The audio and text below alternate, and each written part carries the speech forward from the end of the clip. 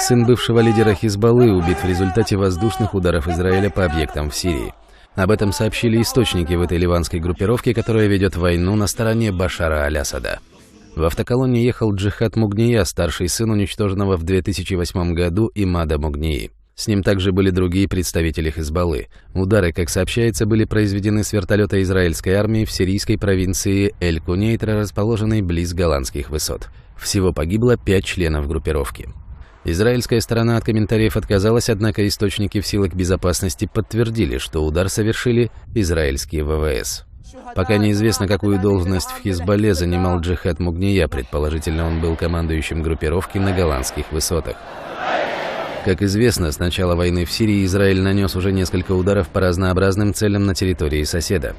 Как говорят израильские чиновники, целью атак были объекты и автоколонны с бомбами и другим вооружением, предназначенным для Хизбаллы.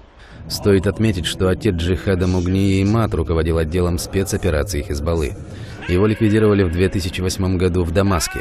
Его подозревают в причастности к взрывам посольства США и казарм миротворцев в Бейруте в 1983 году, когда погибло более 350 человек. Также его след был обнаружен в нападении на посольство Израиля в Буэнос-Айресе в 1992 году и в похищении иностранцев в Ливане в 80-х годах прошлого века.